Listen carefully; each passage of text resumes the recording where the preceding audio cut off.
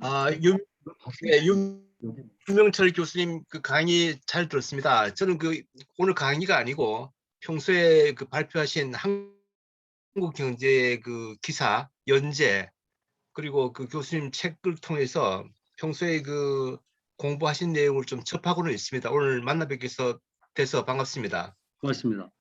제가 좀 그 질문 드리고 싶은 거는 뭐 오늘 강의 중에 쭉 나왔던 내용인데 한반도가 그 외세의 영향을 많이 받는 반도 국가가 분명한 것 같습니다. 역사적으로 한나라의 제국이 형성돼서 원조선이 침략을 받았고요. 네. 수당이 제국이 되면서 고구려를 침범을 했죠. 네. 다시 그 고려 때는 거란 여진이 그 침략을 하고 네. 원제국도 고려를 침략을 하게 되죠. 조선에 와서는 임진왜란이 있었고 일본이 도요토미 히데요시가 전국을 통일하면서 강성해진 세력이 이제 한반도로 진출하게 된 거죠. 네. 다시 청나라가 조선을 침범하게 되고요. 네. 구한말에는 청일 전쟁, 러일 전쟁이 한반도 주변에 있었죠. 그래서 주변의 외세가 그 강하면은 한반도가 그 영향을 받을 수밖에 없는 그 위치에 있는데 네. 거기에 대응했던 방식이 좀 국가별로 달랐던 것 같습니다. 아까 그 말씀하신 것처럼 고려는 대외적으로 그 사해 영락의 국가 이념을 잘 실천한 것 같았는데 고려도 그 해상 세력이 국가를 건립을 한 거죠. 왕건이. 그런데 조선은 그렇지 못했던 것 같습니다. 네. 그래서 교수님이 쭉 공부를 하시면서 네. 대외적으로 해양 진출을 한 그 국가들, 그렇지 않은 국가들을 비교해서 어떤 게 더 유리했던 건가에 대한 의견을 하나 듣고 싶고요. 네. 지금 한국은 무역 국가입니다. 네. 아시는 것처럼. 그런데 해운과 조선, 물류 이런 것들이 굉장히 중요함에도 불구하고 그 자리매김이 불분명합니다. 그래서 제가 주장하는 것은 한국이 화주 국가이기 이전에 선주 국가인 것이 훨씬 더 국가적으로 유리하겠다. 이런 그 생각을 갖고 있는데 교수님 선주국가요? 혹시 선주 국가, 선주국가. 예, 예, 해운을 이렇게 왕성하게 하는 선주 국가, 선주 국가의 반대는 화주 국가입니다. 화주를 더 우선시하고 있는 국가이죠. 예를 들면 중국 같으면은 물론 해양도 중요히 하고 있지만은 워낙 많은 그 화물을 갖고 있으니까 화주에 대한 대우를 잘해주고 있는 셈이죠. 그래서 네. 한국은 선주 국가가 되는 것이 유리하다고 생각하는데 교수님의 견해를 듣고 싶고요. 또 한 가지는 과연 그 지금의 한국의 그 문화적인 정세가 대륙 문화가 굉장히 강한 것 같습니다. 바라건대 이런 그 선주국가, 해양 진출 등등을 고려하면은 해양 문화가 널리 전파되고 우리한테 그 생활화되는 게 훨씬 유리하다고 생각을 하는데 네. 교수님께서 그런 고민을 하셨을 것 같고 네. 혹시 어떤 방법이면은 한국이 해양 문화 국가가 되는 데에 도움이 될지를 네. 질문을 드리고 싶습니다. 네. 지금 다 김민영 교수님 다 지금 권 선생님에게 일단 답변할까요? 예, 이렇게 하시죠. 지금 그 김연빈 선생님하고 두 분 좀 질문을 듣고 이렇게 네. 그 답을 같이 해주시면 좋을 것 네. 같습니다. 알겠습니다. 김연빈 대표님, 예.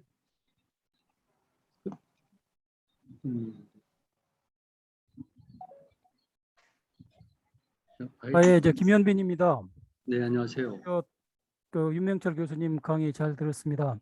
저는 그 2002년도인가 그 일본에서 그 카와카츠 헤타의 문명의 해양사관이라는 그런 책을 읽고 이 우리나라가 이 거기서 나오는 지중해와 같구나. 그래서 우리나라가 윤명철 교수님께서 동아지중해라는 그 주장을 하시는데 그때 우리 이 동북아 지역도 지중해 지역과 같구나 하는 이제 그런 생각을 갖고 있었습니다. 그래서 그와 관련해서 좀 질의를 하겠습니다.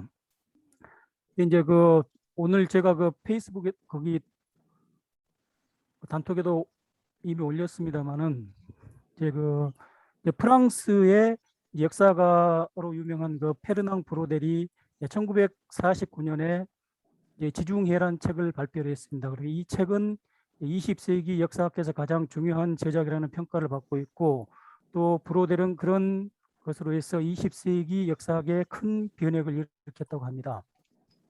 근데 이제 그런 책이 그 1949년에 발간됐는데 영어권에서는 1972년도에 영어판이 발간이 됐고, 일본어판은 그게 한 40년이 지난 후에 1991년도에 5권으로 발간이 됐습니다.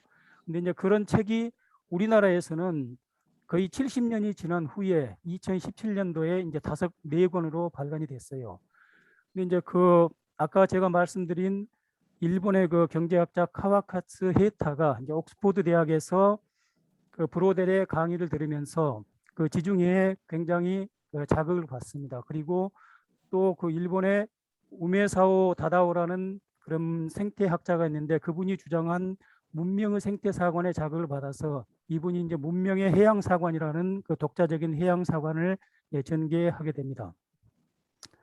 그런데 그 분의 주장은 이제 그 문명의 해양 생태사관에서는 해양의 존재를 그렇게 고려하지 않았기 때문에 새로운 그 해상 교류를 추가해서 이제 새로운 해양 사관을 제창했는데요. 우리 그 지금 그 윤명철 교수께서도 이제 해륙 사관을 주장하시고 또 동아시아 지중해론을 이제 주장하시는데 이제 그런 측면에서 이제 본격적으로 질의를 드리면은 그 윤 교수님께서 이제 그렇게 주장을 하시는데 그러면은 우리 브로델과 같은 그런 대작을 그 지중해와 같은 그런 큰 작품을 한번 그 윤 교수님께서 그런 쓰실 그런 구상이 있으신지 또 그런 의향이 있으신지 그리고 혹시 우리 학계에서는 그런 그 역사적인 역량을 갖고 있는지 혼자서 하기 힘들면은 그 우리 학계 전부의 힘을 모아서 그런 지중해와 같은 우리 동아 지중해라는 그런 그 대작을 한번 집필하실 구상은 없는지 그게 이제 한 가지 질문이고요. 두 번째로는 이제 그런 그 우리 학자들이 대작을 집필하면 좋지만은 그런 집필을 하기가 힘들면은 세계적인 그 명작품들을 빨리빨리 번역해서 국내에 소개를 해야 되는데 거의 이런 작품들이 뭐 70년이나 걸려서 한국에 소개되고 하는 것은 굉장히 좀 바람직스럽지 않은 생각이다. 우리가 볼 때는 좀 안타깝다 그런 생각을 갖고 있습니다. 그리고 이제 세 번째 질문은 그렇다면 그런 게 우리나라에서 뭐 쓰지도 못하고 또 외국에 있는 작품도 제때제때 번역해서 소개하지도 못하면은 그런 거는 어떤 우리나라한테 그런 어려움이 있는 건지 무슨 문제가 있는 건지 그런 걸 해결하려면은 어떻게 했으면 좋겠는지 그런 걸 좀 여쭤보고 있었습니다. 아까 제가 이미 올렸기 때문에 교수님께서 뭐 잘 이해하고 계시리라고 생각합니다. 이상 제가 말씀 마치겠습니다. 예, 감사합니다. 예, 너무 어려운 질문인 것 같습니다. 저 선생님 좀 적절한 답변 좀 부탁드리겠습니다. 두 분에 대해서요. 그다음에 한 번 더 하셨잖아요. 아니면 그 두 분은 이제 설명만 하시면 됩니다. 요부터. 네. 네. 예. 그렇습니까? 네. 그러면요. 지금 권은희 선생님한테 제가 말씀을 드릴게요. 저는 한국 사람들이 그렇고 특히 권 선생님도 굉장히 애국적 입장을 견지하고 계신데요. 그런데 실질적으로 보면은요. 선생님은 지금 우리가 피해를 입은 거를 확대해서 보고 계세요. 또 한 가지는 전 세계를 놓고 볼 때 객관적으로 비교해야 되는데 현재 우리만큼 저는 단추로 말씀드리면요. 우리만큼 편안하게 산 집단은 없다고 판단합니다. 많은 사람들의 견해가 다르잖아요. 우리만큼 편하게 산 집단은 없다. 왜냐하면 지구상에서 가장 지경학적 환경으로 좋고요.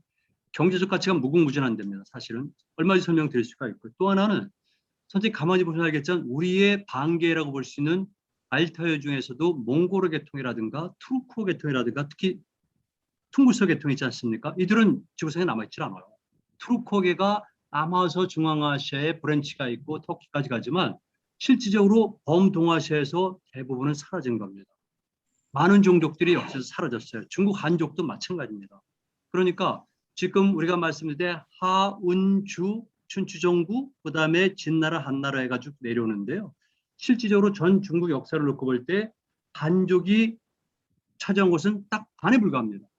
그러니까 나머지 반은 특히 해와 이북의 땅은 북방 내지는 동방 종족들이 내려가서 점령했다거든요. 그렇다는 것은 뭐냐면 그 지역에 살고 있었던 대부분의 주민들은 약탈, 학살당하고 피난했다는 겁니다. 그러면서 볼 때 우리는 상대적으로 사실은 편안하게 산 것이죠.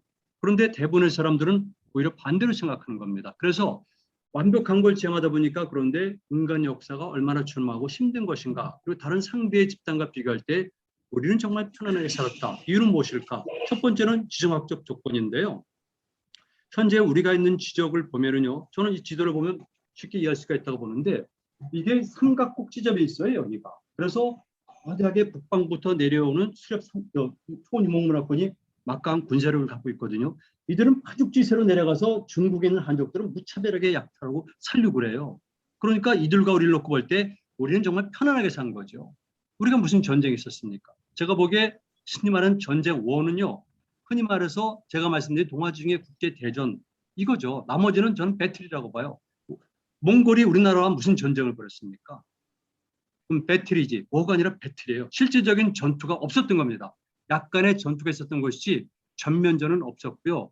많은 이 북방 유목 종족들이 우리를 함부로 공격하지 못한 이유, 중국 한족도 우리를 함부로 공격하지 못한 이유, 수천 년의 기간 동안에 권 선생님 지적한 것처럼 불과 몇 번밖에 없었어요. 그러나 다른 지역은 말로 할 수가 없어요. 그러니까 사실 우리는 이런 독특한 지정적 환경 때문에 이들과 이들의 힘이 마주치는 꼭지점에 있어서 이 양 강대국은 우리를 함부로 공격할 수가 없는 겁니다. 지정학적 조건상. 우리야 전면전을 벌이는 순간에 이 지역은 이제부터 공격을 받고요. 이들은 이제부터 공격을 받는 겁니다.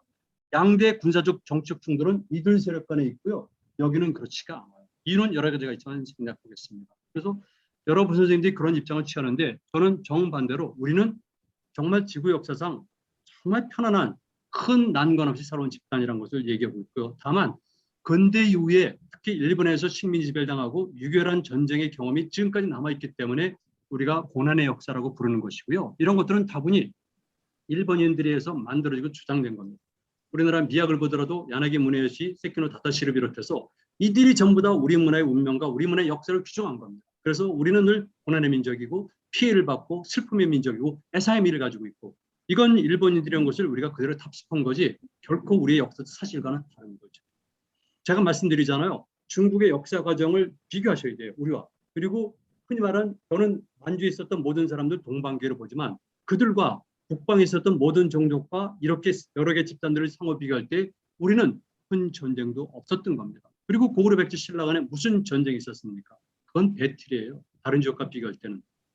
수십만의 백성들이 학살됩니다. 군대는 말할 것도 없지만 전쟁이 일어나게 되면 수십만에 달하는 사람이 그냥 학살당하거나 생매장당하는 것이 이 동아시아 역사고요. 인류의 역사입니다. 그러면서 볼 때 저는 많은 사람들의 생각과는 달리 우리는 그렇게 피해를 입을 만한 것이 아니라 오히려 지정학적으로 이렇게 양 강대 세력들, 양 문명이 만나는 꼭지점에 있기 때문에 상대적으로 안정성을 확보했다. 이게 제 주장이에요. 그 밖에도 유리한 점이 너무나 많죠. 저는 그래서 우리 민족의 지정학적 이 공간에 대한 재해석을 강력히 요구합니다.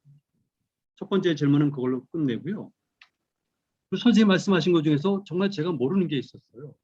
그 해양 산업이 분명히 중요합니다. 그리고 제가 말씀드렸듯이 해양 대륙국가라는 용어를 썼잖아요. 고조선이라는 나라 원조선도 해양을 통해서 많이 발전했고요. 과거나 지금이나 말할 것 없이 모든 것은 물류가 중요합니다. 산업이 중요하고 이때 부가가치를 나타낸 물류는 주로 바다를 통해서 이루어져요. 육로를 통해서는 잘 이루어지는 게 아니고요. 육로의 한계를 보완해 주는 것이 바로 강상수로망이에요. 제가 그래서 동만주 지역의 강문화를 말씀드린 이유가 여기는 우리가 원조선 고구려 발해의 땅이었는데 우리의 통념처럼 쓸모없는 땅이 아니라 무궁무진한 자원도 많이 있지만 엄청나게 많습니다. 조금가. 그러나 그와 함께 이렇게 강을 통한 물류망을 통해서 얼마든지 활용할 수 있었다는 걸 말씀드리고 싶었던 건데 제가 오늘 뺀 겁니다. 그래서 당연한 것이겠지만 이런 강점을 이해했기 때문에 모든 국가들 그리고 정복군주들은 그리고 뛰어난 리더들은 대항 능력을 발전시키는 데 큰 심혈을 기울였고요. 그 대표적인 게 광개토 태왕이에요. 실질적으로 장수왕도 마찬가지입니다. 평양선을 천다는 이유를 몇 가지 대고 있는데요. 제가 선악들의 의견은 존중합니다. 이를테면은 남쪽으로 진출해서 농경지를 확보하고 생산을 확장한다. 이거 당연히 필요한 것이죠. 또 한 가지는 남쪽으로 갔기 때문에 통일 정책을 원활하게 수행할 수가 있다. 실질적으로 드러난 겁니다. 그런데 제가 거기에 그냥 숟가락 하나를 더 얹었어요. 그것은 뭐냐면은 평양 지역은 바로 항구 도시로서 적합하고 그리고 평양 지역을 장악해서 황해로 나왔을 경우에는 남북을 대상으로 한 동시등거래가 가능한 곳이다. 실제로 그랬거든요. 그러니까 광개토장의 뒤를 이어서 장수왕도 대항의 중요성을 인식한 것이다. 그리고 제가 구체적인 증거들을 얘기한 거예요. 본문을 통해서 책을 통해서 이렇게 해양 활동을 했고 이렇게 발전이 됐고 심지어는 일본 열도까지도 많이 진출했다. 제가 말씀드려요. 많은 사람들이 일본 열대 문화 전파그런 백제를 얘기하는데요. 아니에요. 고구려도 상당히 많이 갑니다. 그 이전에 가해도 많이 갔고 신라도 많이 갔고요. 후기에 비로소 백제가 4세기 말 5세기 초부터 본격적으로 일본에 진출하지만 고구려는 고구려 수나라 간의 전쟁이 벌어진 영량왕 시대 때도 영량왕이 무려 300냥인가? 다른 황금을 일본 최초의 사제는 아스카사를 건립하는 데 지원해 줄 정도고요. 당시 쇼토쿠테제의 정치 스승했던 역할을 하는 사람은 해자라는 고구려 승려예요. 그가 쇼토쿠테제가 죽자가 다시 본국으로 돌아가거든요. 담직만이 아니라 굉장히 많은 고구려 사람들이 일본 열대 문화를 전해졌고 일본의 왕실에서 그러니까 왜죠? 외국의 왕실에서 정적 영향력을 행사했던 거고요. 그러니까 그 예를 많이 들을 수가 있어요. 그래서 실질적으로 고구려 같은 경우 백제도 신라도 지중왕, 거풍왕, 진흥왕 이게 전부 다 해양력을 확장시킨 사람들이에요. 비록 김이사부라는 20대 중반부터 70대 중반까지 김이사부라는 탁월한 인물이 리더십을 갖고 추진했지만 적어도 그 임금들 때 신라는 대륙국가로서 해양력을 확장시키는 정책을 추진한 건 분명하죠. 뭐 증거들은 많이 나타납니다. 그리고 조금 전에 말씀하신 선주국가, 화주국가는요. 제가 전혀 문외한이고 실질적으로 그런 용어를 처음 들어봤거든요. 화주국가라는 용어도. 그래서 요거는 제가 답변을 드릴 수가 없어요. 나중에 권 선생님이랑은 다른 말씀 제가 이것도 좀 배우고 그러겠습니다. 이 정도로 시간이 없으니까. 하나 더 있군요. 그리고요, 현재는 민주주의 국가 아니겠습니까? 그러니까 모든 정책 결정의 첫 번째 전선에 있는 사람들은 우리 백성들이에요. 우리 국민들이거든요. 우리들이 해양에 관심을 갖고 해양에 뭔가 의미를 두고 해양과 연관된 활동을 하게 되면 당연히 그들이 정치의 권력을 행사합니다. 이럴 때는 국회의원 선거부터 지방자치단체부터 전부 다 그걸 선출하고 그들이 해양과 연관된 정책을 추진하고 모여가지고 우리는 해륙국가로 갈 수가 있어요. 그러니까 중요한 것은 백성들이, 국민들이 그리고 가장 좋은 것은 나이 어린 청소년들에게 해양의 중요성, 해양 인식, 해양적 세계관, 그리고 해양 활동 이런 것들을 준비해 준다고 양성시킨 다면은 조금 지난 다음에는 우리는 해양을 중요시하는 그런 국가가 되겠죠. 이 정도 말씀드리겠습니다. 고맙습니다. 네, 감사합니다. 자, 네. 우리 저기 시간이 뭐 그러면- 열심히가 한 15분 정도 더 하도록 하고요. 네. 김선장, 김현빈 대표님께서 두 분을 좀 소개 좀 해주십시오. 아까 요트 김현빈 우리 대표님이 소개하시지 않으셨습니까? 예, 제가 소개해드리겠습니다. 한 분은 우리 김정수 선장님은 이제 제가 이제 모르시는 분이고 아마 우리 이석행 사장님하고 동기시라고 하시고요. 네, 제가 우리 표연봉 선장님은 참 사연이 많습니다. 그분이 이제 제가 주일한국대사관에 근무할 때 2013년에 이제 미국 플로리다에서 요트를 타고 이제 파나마 운하를 통과해서 갈라파고스를 거쳐서 피지를 거쳐서 이제 일본 오가사와를 거쳐서 이제 거기에 하치조지마까지 항해에 이제 성공을 했죠. 그런 인연으로 우리 표연봉 선장님을 알고 있고요. 이제 이분이 또 이제 앞으로 이제 더 나중에 이제 하시겠지만은 또 새로운 또 꿈을 갖고 있습니다. 그래서 이제 제가 이 정도 표연봉 선장님에 대해서는 말씀드리겠습니다. 예, 그러시면요. 표현병 선장님. 표 선장님부터 먼저 좀 하시죠, 그러면요. 표 선장님. 아, 네, 예, 안녕하세요. 반갑습니다. 예, 간단히 아. 소개 좀 부탁드리겠습니다. 뱃사람도 오십니다. 안녕하십니까. 반갑습니다. 네, 우리 반갑습니다. 거기 윤주수님 네, 해양 문화, 해양 역사에 대해서 너무 네. 감명 깊게 잘 들었습니다. 감사합니다. 네. 저는 이제 마지막에 거기 우리 교수님께서 말씀하신 우리 청소년들에게 해양의 정신을 좀 심어줘야 되지 않겠느냐라는 그 멘트가 저의 마음에 심금을 울리고 있습니다. 저는 원래 사회복지를 공부했었는데요.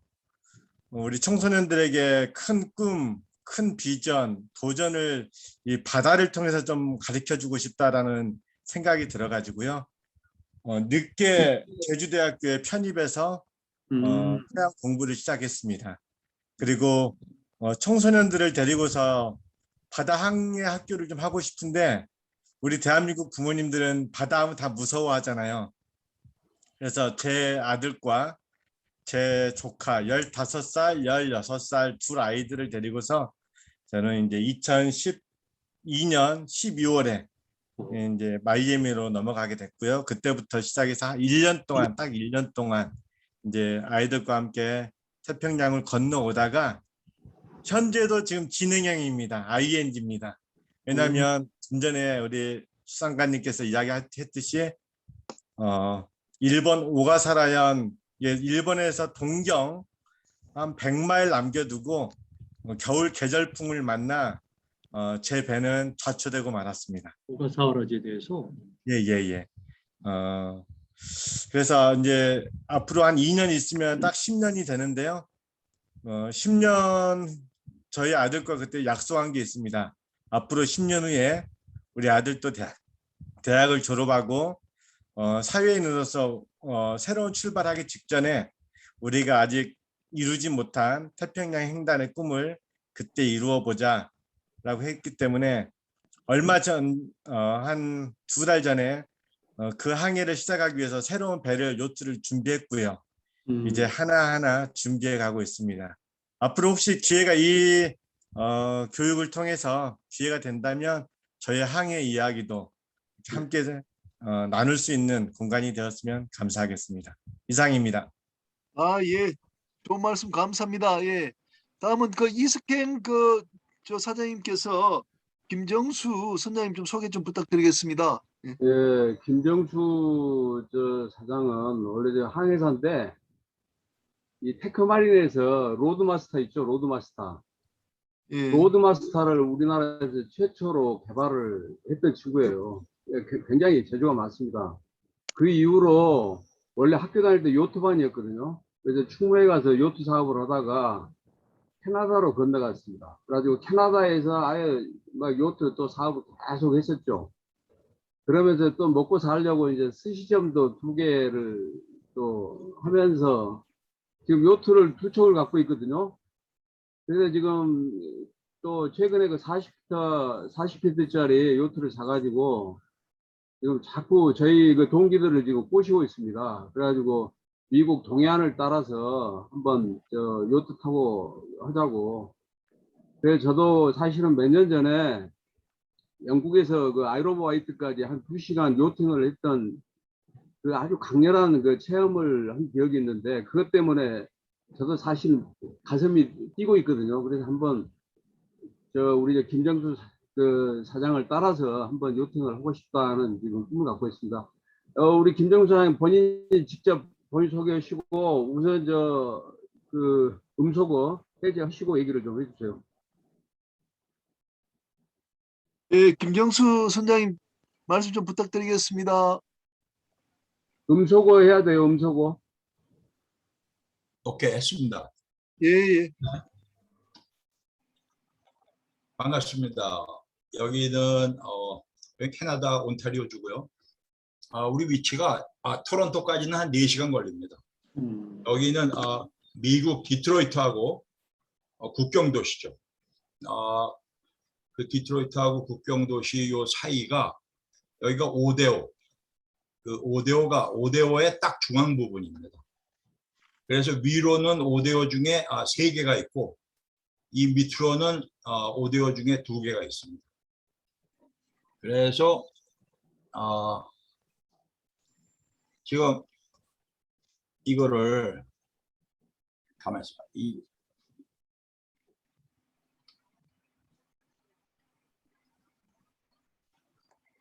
여기가 지금 5대5인데요. 예. 여기가 저희 디트로이트 윈저입니다. 그리고 이쪽이 이제 토론토가 되겠는데요. 하여간에 이쪽에서 저는 이제 세일보트를 지금 늘리고 있고,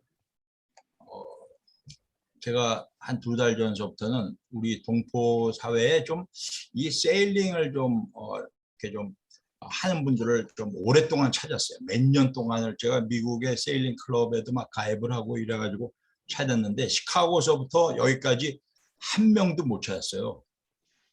그래서 한 2달 전서부터는 우리 동포들한테 세일링을 좀 가르쳐야겠다 하고서 지금 그냥 저는 뭐 세일링 전문가가 아니고 사실 저는 뭐 항해 전문가니까 그래서 이름을 갖다가 윈저 항해학교라 그래가지고 우리가 이제 세일링 조종술하고 원양 항해술 이제 2개가 이제 다른데요.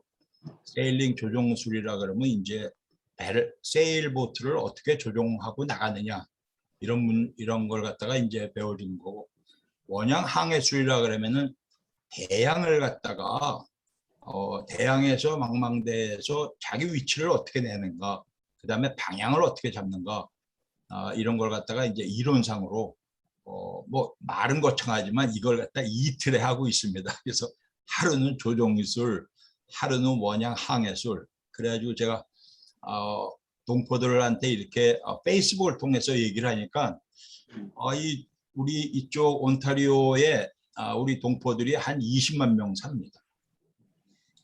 거기서 저한테 지금 그래서 전 격주로 지금 이틀씩 실시하고 있는데요. 진짜 참 멋진 거는 제 나이도 있어서 그런지 제가 지금 재수라고 해양대학 들어가가지고 저 74학번인데 73이거든요. 그러니까 우리 윤명철 교수님하고 똑같아요. 쭉 똑같죠, 73. 네. 네. 그런 거 같아요. 네, 그래가지고 저는 말띠입니다. 네. 그러시군요. 우리 맘먹어도 되겠네요. 저는 말띠. 나도 말띠예요. 그렇군요. 완전 똑같네.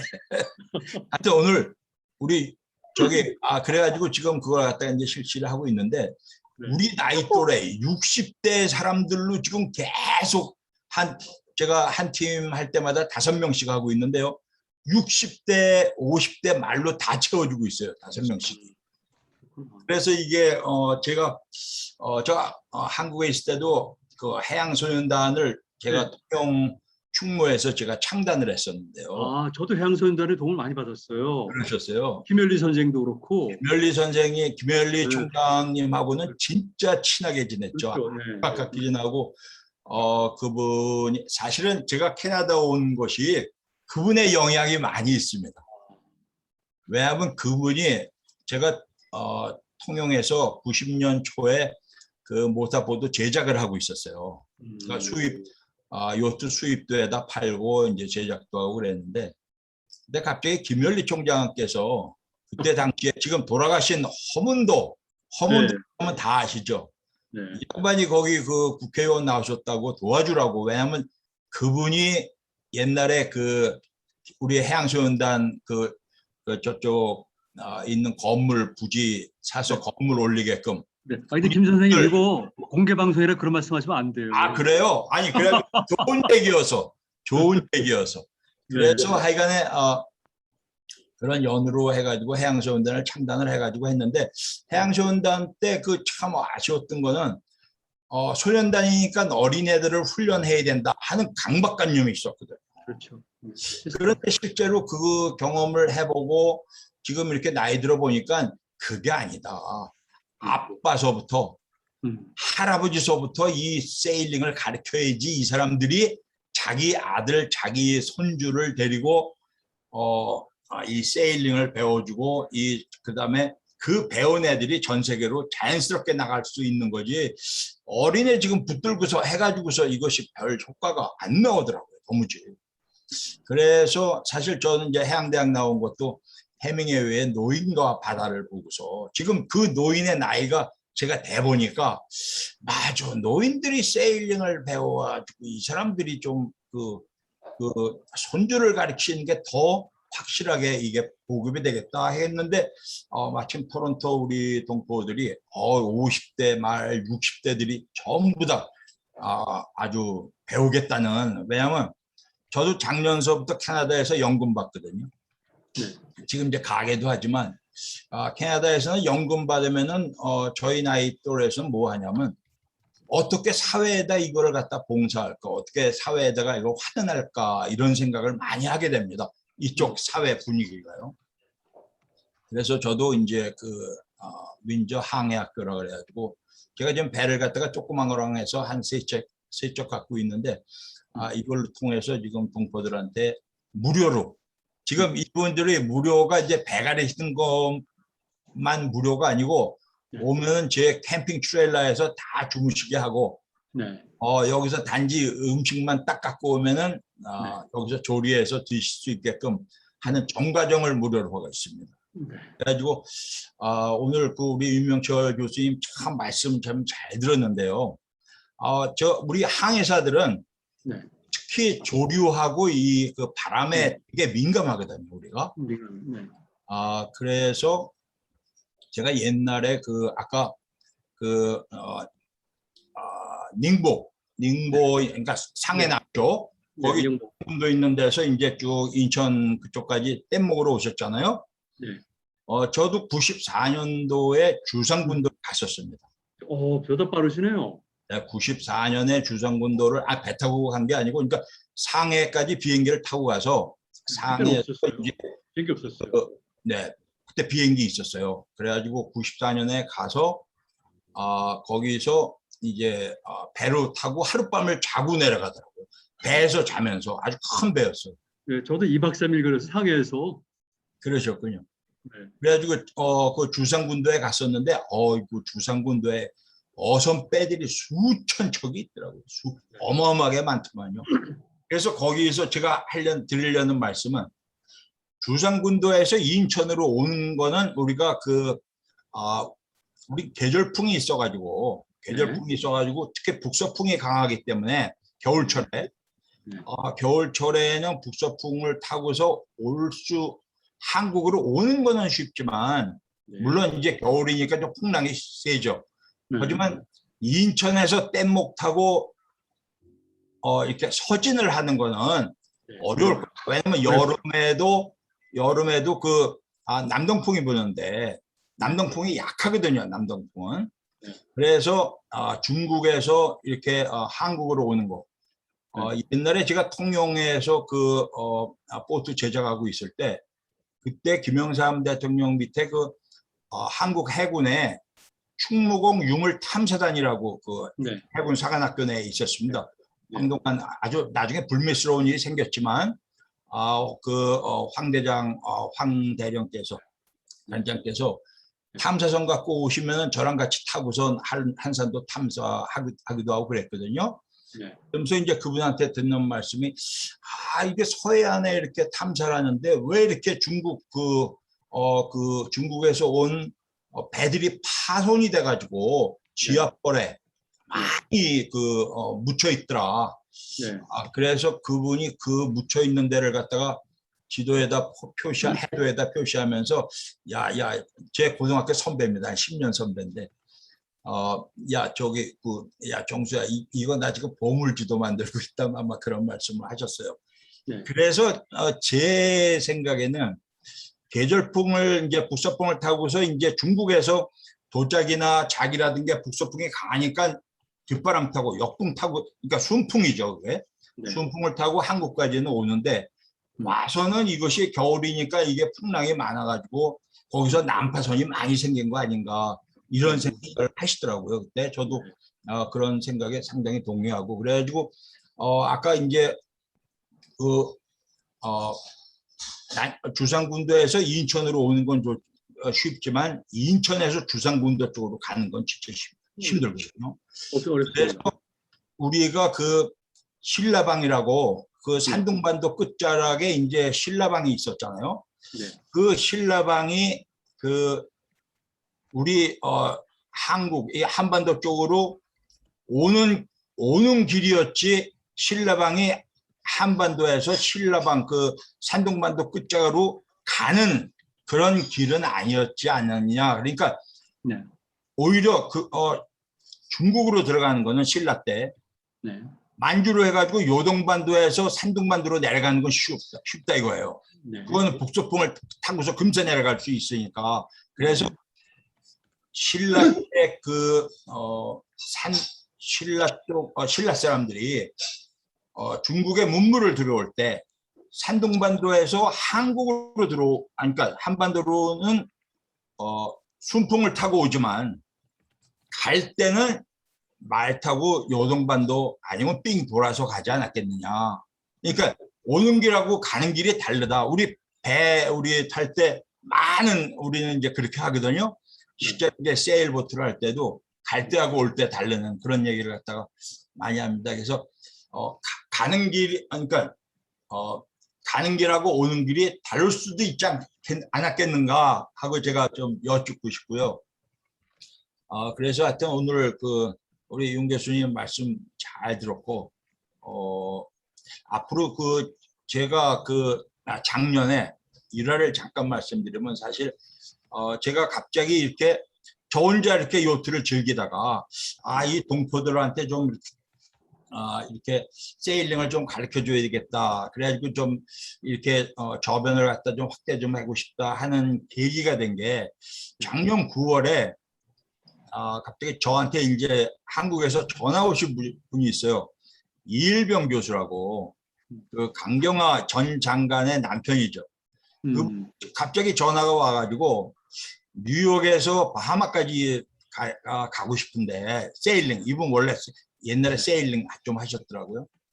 하고 싶은데 크루를 갖다가 우리 해양대학생으로 뉴욕에서 좀 크루 같이 갈 사람들을 갖다가 좀 구해달라고.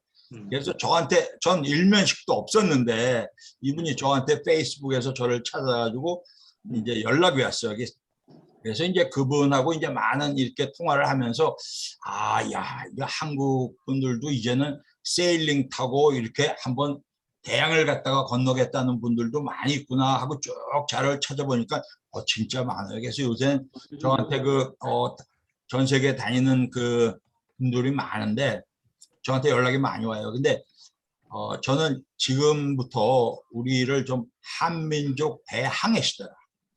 15세기에 그 서양 사람들이 자기네 이제 신대륙 발견하면서 대항해 시대를 열면서 전 세계에 돌아다니면서 이제 조그만 섬들을 갖다가 다 차지하고 거기 있는 주민들 거의 다 죽이면서 이제 막 이걸 차지하는데 우린 좀 늦었지만 이제부터 좀 한국의 우리 그 젊은 사람들이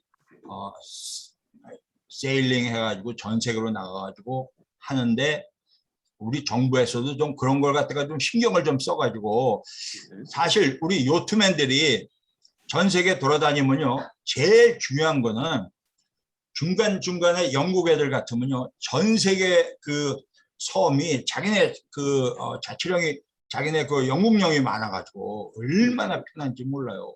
그 사람들 얘기 들어보면은 가면은 제가 지금 아는 많은 요트맨들도 영국령에 들어가면은 영국 애들은 걔네들이 비자가 그냥 바로바로 내주는데 이건 우리 한국 사람 들어갔는데 비자를 안 내주고 또 막 트집을 잡아가지고 벌금 $2,000 2,000불 내고 그러고선 이제 막 돌아다닐 수밖에 없는 그런 상황도 많이 만납니다. 그래서 요새 우리가 이제 그 코로나 이제 이걸로 해가지고 코로나 강국으로 지금 돼 있는데 그런 섬 같은 데다가 좀 코로나 지원을 많이 좀 해가지고 대신에 우리 한국 요트맨들 들어오면 너희들 서비스 좋게 해라 말이지. 좀 그런 좀 정책적으로 좀 도와주는 면이 조금이라도 좀 있으면은 우리 요트맨들이 전 세계 돌아다니는데 훨씬 수월하게 더 잘 돌아다니고 진짜 한민족 대항해 시대를 열 수 있을 겁니다. 오늘 윤명철 교수님 그 동아 지중해, 그리고 해륙사관 진짜 멋졌습니다. 그렇습니다. 예, 감사합니다. 다음에 언제 또 한번 들을 수 있는 기회가 있으면 좋겠습니다. 예, 김정수 선장님 감사합니다. 네. 특히 마지막에 그 요트맨들이 전 세계로 이렇게 다닐 때 비자 관계 좀 처리될 수 있도록 해달라 네. 그러셨는데 네. 그 좋은 아이디어라서 저희들이 요로를 통해서 이렇게 전달하도록 그렇게 하겠습니다. 예, 고맙고요. 예, 시간이 좀 지나기는 했어도 또 우리 윤명철 교수님 뭐 귀하신 시간이신데 질문하실 분 있으시면은 좀 몇 분 더 받도록 하겠습니다. 조금 전에 우리 그 김 선생님 말씀하셨는데 질문 중에 꼭 답변할 거는요. 항로는요. 제 말씀 들립니까 혹시? 예, 예, 말씀하세요. 예. 항로는 가는 항로와 오는 항로가 다릅니다. 예, 그래서 그거를요. 우리나라 해양사를 공부하는 역사학자들도 꼭 유념하셔야 돼요. 제가 그린 항로들 보면은 지금 이 지도가 지금 안 보이고 있는데 가는 항로와 오는 항로를 다르게 그렸습니다. 그리고 또 한 가지는요. 인식상의 혼란이 있는데 한반도 제일 남쪽 지역은 산동반도 청도만 남쪽과 똑같아요. 위도상으로. 그래서 우리가 보통 오해를 하고 있는데 중국의 절강 지역과 한반도 남부가 비슷할 것이다. 위도상으로 엄청나게 차이가 납니다. 그래서 주로 절강 지역에서 올 때는 봄날에 남서 계절풍 바람을 주로 활용을 하고요. 그 다음에 제 항법에 따르면은 쭉 절강선에서 북상하다 보면 상해만 쪽에서 황해류가 다시 한 바퀴 돌아서 올라가거든요. 이 지도가 안 보이는데 그렇기 때문에 주로 봄날에서 초여름에는 제가 그 지역을 출항해서 가고요. 또 한 가지 올 때는요 항법상으로 좀 어렵다고 봅니다. 그런데 선생님 말씀하신 것처럼 제가 지금 다른 우리 그 해양 공부하는 분들에게도 같이 드린 말씀인데 그 당시 국제 관계를 볼 때 육로를 통할 수가 없습니다. 왜냐하면 적대 국가들이 있기 때문에. 또 한 가지는 간다 할지라도 연안항해는 불가능합니다. 항해도 다 해보셨잖아요. 그리고 지금 황 대리님 말씀하셨듯이 그쪽에 많은 난파선들이 있는 이유는 700년의 약소로 우리에게 알려졌지만 신안 해저 유물선도 저는 피항하다가 우리나라 남처남해안에 그런 암초지대에 걸렸다고 봐요. 제가 암초지대에 몇 번 걸렸습니다. 강에서도 암초지대에 걸려가지고 큰 부상을 입었고요. 그리고 조금 전에 보였듯이 97년도에 흑산도 뒤편에도 암초지대에 상륙을 한 거예요. 사실 위험했었죠.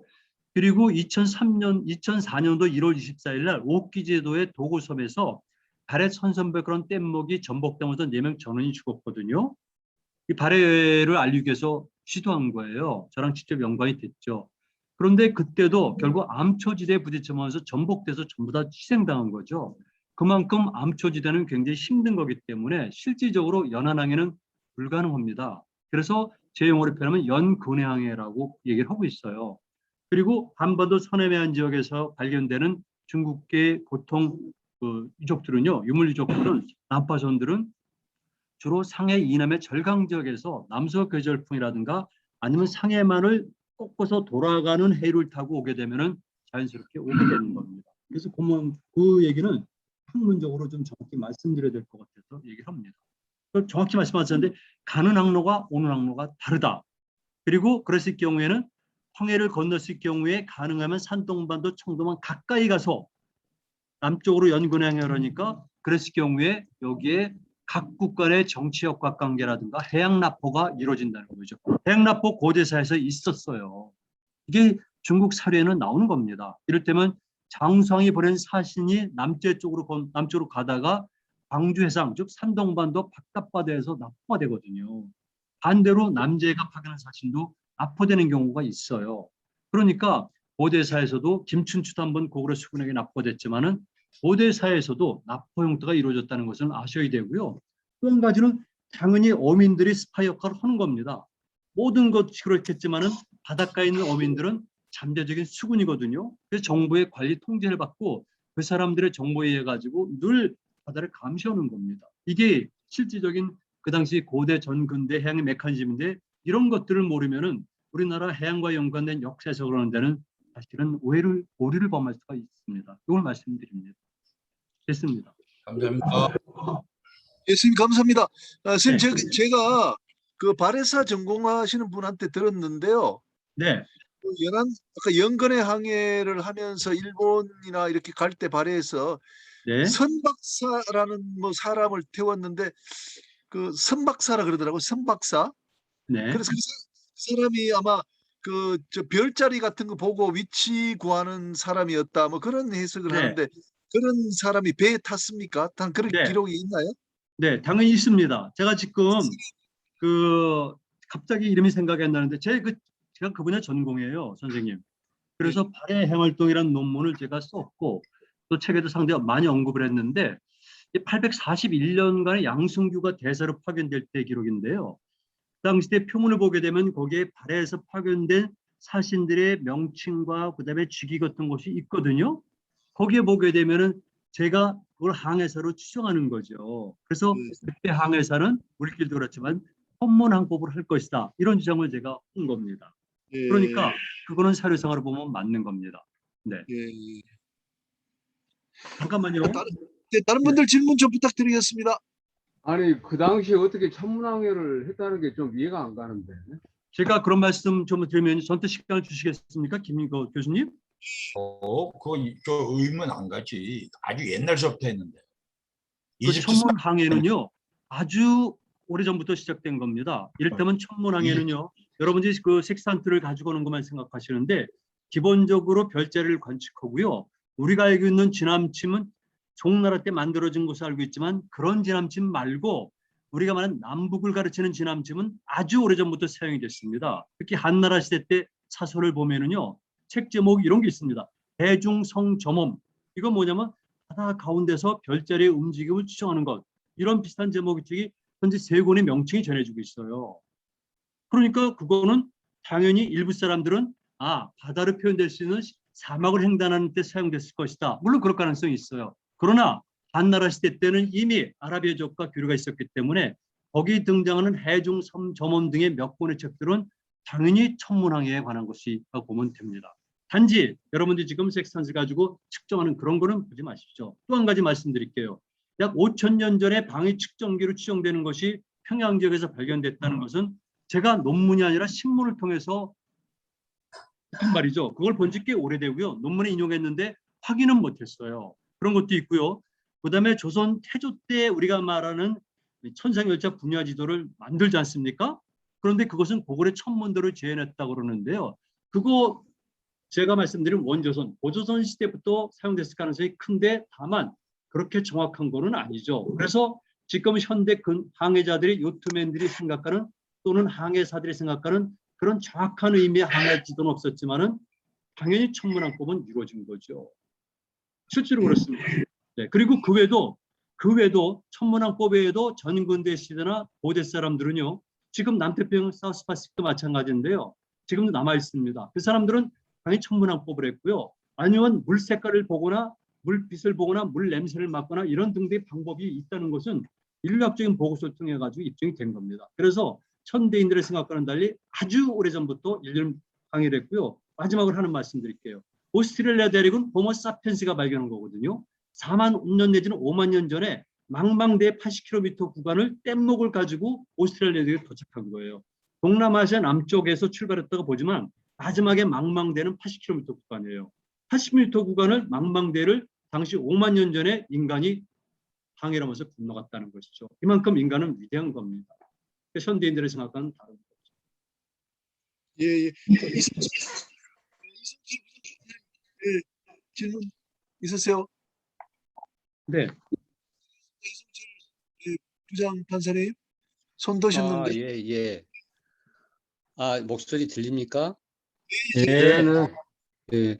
저기 천문항해에 대해서 좀 궁금해서 한번 여쭤보고 싶습니다. 아주 오늘 윤명철 교수님과 김정수 선장님의 참 좋은 또 다양한 의견을 듣고 참 재밌으시구나 이렇게 생각을 했습니다. 근데 간단하게 말씀을 드리면은 천문항해를 하면 혹시 항해를 하시면서 이제 북극성을 주로 하는데 아까 말씀하실 때 남태평양을 말씀하시던데 그러면 남태평양 쪽에는 캐노푸스라고 우리 동양에서 말하는 노인성이라는 이렇게 남두 육성 내지는 노인성의 캐노푸스 이런 별자리가 실제로 남쪽 지역에서는 북극성 못지않게 중요한 역할을 하고 있습니까? 그쪽 주로 우리는 북극성 쪽을 보고 북두칠성 방향을 하고 그 덕이라는 곳을 찾아가는데 남쪽에서는 그 지침을 그 캐노푸스 노인성 쪽이라고 남두육성이라는데 실제로 그렇게 하고 있는지 좀 개인적으로 궁금합니다. 제가 말씀. 김정수 선장님, 예, 부탁드리겠습니다. 남쪽은요. 여기 이성철 판사님, 네. 그 남반구는 남십자성이 있습니다. 남십자성이 거의 그 남극점에 가까이 있거든요. 이렇게 크럭스라고 십자 모양입니다. 남십자성. 그 남십자성이 이제 지표가 되는 거죠. 남십자성이요? 제가 잠깐 부연 설명드리면은 지금 이게 밤하늘을 보시면은 별들이 되게 많잖아요. 그런데 우리 항해사들이 잡는 별이 있습니다. 그 아무 별이나 잡지를 못해요. 네. 그것이 이제 트와일라이트, 그 여명이 있을 때 그 각도를 재는데, 왜냐하면 수평선하고 별이 한꺼번에 보여야 되거든요. 그래야지 각도를 수평선하고 별의 각도를 재거든요. 고도. 그렇죠. 그래서 우리가 그 천문항해를 할 때, 그러니까 별자리 보고선 위치를 낼 때는 별과 수평선의 각도를 내는데, 그 수평선이 보인다는 얘기는 밤하늘이 아주 깜깜하지 않다는 얘기죠. 그래서 약간의 그 아직까지 수평선이 보이는 상태에서의 보이는 별은 1등성이라야 합니다. 1등성. 아무 별이나 보이지 않습니다. 그러니까 무진장 밝은 별. 1등성이 아닐 거예요. 네. 그냥 캐노푸스라 그러면 저는 잘 쓰던 별이 아니에요. 그러니까 항해사들이 쓰는 별들이 많이 있습니다. 내가 좋아하는 별 이런 거. 그러니까 남반부를 가든 북반구를 갔다 올라오든 거기서 보이는 별들이 있는데, 주로 전 세계 우리가 잡는 별들이 한 50개 정도밖에 안 됩니다. 50개. 그 이상의 별들은 잡기가 되게 힘들어요. 그래서 보통 우리가 잡는 별들은 이 밤하늘에 있는 모든 별에서 한 50개 정도를 잡는데요. 위치를 낼 때는 3개를 잡아야 정확하게 위치가 나옵니다. 그 이제 지구본을 놓고 보면 이제 그 이해가 빠른데, 하여간 지금 이제 GPS를 사용할 때 위성이 지금 미국에서 쏘는 위성이 쏴 있는 요성이 요새는 한 20개가 넘거든요. 저희가 1980년에 이제 그 항해할 때는 저는 이제 MOC라는 그 큰 회사를 다녀가지고 그때 벌써 이제 우린 GPS를 사용을 했는데요. 그땐 NNSS라고 이제 미국 해군에서 운영하는 걸 썼는데, 그때는 위성이 1개, 그랬다가 2개, 그다음에 3개 이렇게밖에 안 됐었어요. 그래가지고 수평선에서 떠오르는 그 위성이 1개, 2개밖에 없어가지고 어떤 때는 위치를 낼 수도 없고 위치 내도 그것이 어느 정도 에러가 있는지 감도 못 잡고, 근데 별을 3개를 잡으면 위치를 낼 수가 있어요. 그래서 50여 개의 별자리를 갖다 우리 항해사들은 항상 머리에 염두를 갖고 있기 때문에 50여 개 중에 우리가 대양을 건널 때 3개 정도는 거의 볼 수가 있죠. 거의 볼 수가 있는, 그래서 최소한 3개를 잡아야 보는데 1등성만 잡는다는 거. 예, 감사합니다. 제가 좀 정리해 드릴게요. 지금 이제 섹스탄트 가지고 정확하게 위치를 낼 때는 우리 김정수 선장님처럼 이렇게 말씀하시는 게 맞고, 우리 이성철 부장이 말씀하시는 거는 이제 그런 도구 없이 우리가 이제 남북을 보고 이제 갈 때는 북극성하고 이제 그 크럭스라고 이제 남십자성이 있어서 그렇게 이제 찾아가면은 되는 것 같아요. 그래서 제가 이제 항해할 때는 조금 적도에 가면은 보이는 별이 알데바란, 캐노푸스, 스피카, 안타레스예요. 그래서 말씀하시는 그 캐노푸스도 아주 잘 보이는 1등성이에요. 그래서 제 기억으로는 그렇게 되고, 알데바란이라고 노란 별이 보여가지고 이렇게 하게 되고, 스피커는 아주 반짝반짝하는 그런 별이 있어요. 그래서 좋은 질문인데, 우리 갑자기 별을 한번 보러 가고 싶은 생각이 드네요. 예. 자, 그러면 시간이 너무 많이 돼 가지고요. 이렇게 좀 오늘 정말 너무 좋은 강의였고, 교수님이 특히 말씀하시는 그 동아지중해라는 그 처음 듣는 개념인데 생각하면 생각할수록 네. 우리의 뭐라 그럴까요? 좀 지향점이 된다 그럴까, 우리의 자존심을 많이 세워주는 그런 용어인 같아서 아주 오늘 히트 치시는 아주 그 개념인 것 같습니다. 오늘 너무 좋은 강의 잘 들었고요. 예, 교수님 혹시 뭐 마지막 인사 말씀 네. 하시고 이제 제가 마치면 좋을 것 같습니다. 책을 몇 권 소개시켜 드리려고 그래요. 예, 그리고 예. 여러 권들은 제가 앞으로 저 전자책으로 된 건 파일을 올릴 테니까 여러분들 많이 활용하시고요. 일단 몇 개를, 제 화면 보입니까, 교수님? 아니, 근데 다시 올려주십시오. 예. 아, 지금 화면이 안 보이는구나. 예, 다시 천천히 하시면 됩니다. 예. 네, 잠깐만요. 이렇게 하고, 그다음에 화면 공유가 들어가고. 어느 분인지 저희 동네 오시면 오셔가지고 저랑 같이 세일링 하시죠. 예, 예, 좋습니다. 김윤희 교수님, 제가 아주 짧게 마무리 좀 얘기 드리고 싶은 것이, 네. 그 윤명철 교수님 강의를 통해서 우리가 역사적인 자부심을 키우게 됐다는 것이 오늘 가장 큰 소득 중에 하나인 것 같고요. 그 다음에 역사라는 것은 미래를 들여다보는 창문인데, 이런 관점에서 우리가 해양산업의 앞으로 미래를 엿볼 수 있는 이런 좋은 그 역할을 해주셨다고 해서 우리 윤명철 교수님 역할이 정말 중요하다는 생각을 하셨었고, 또 그 화두로서 던져주신 해양산업 역사의 중요성을 언급해 주셨기 때문에 이것을 실제적으로 어떻게 그러면은 실행해 갈 거냐, 구현하는 것이 중요하기 때문에 그 이제 김민훈 교수님께서 이런 각도에서 그 해양산업이라는 데피니션이 뭔지, 또 범위를 어떻게 볼 건지, 구성 요소는 뭔지, 이런 것을 앞으로 규명해 가면은 체계가 탁 잡히면은 우리나라 해양산업이 발전할 수 있는 길을 제시할 수 있는 내비게이션처럼 이런 역할을 하게 될 것 같다는 이런 생각이 들고, 끝으로 말띠들은 말을 참 잘하시네요. 이상입니다. 말이요? 말띠들은 말을 참 잘하신다. 이상입니다. 말띠라서. 네. 예, 고맙습니다. 교수님 혹시 제 화면이 보입니까? 화면이 안 보입니다. 안 보이죠? 말씀을 제가 하시죠. 제가 아니 슬라이드 쇼로 지금 보고 있는데 저로선 되는데 그쪽에는 아마 안 되는 모양이라고. 말씀을 아니 저기 임 교수님 그 카톡에 그냥 올려주시고요. 네, 알겠습니다. 네. 우리 저 김정수 사장은 매주 토요일이면 이 시간에 꼭 들어오세요. 워낙 다양한 경험이 많아가지고 좀 재미난 얘기도 좀 많이 해주시고. 네. 그다음에 우리 그 한국의 요트 사업을 어떻게 좀 활성화 시킬 건가 그것도 좀 고민을 해주세요.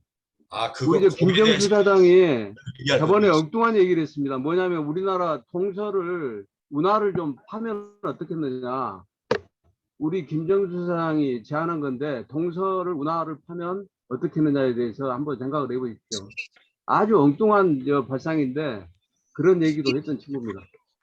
일단 행사를 마치고 시간 되신 분은 남아서 이야기 좀 더 하도록 하겠습니다. 네네네. 예, 예. 제가 우리 김정수 선장님한테 한 말씀 드리겠습니다. 예.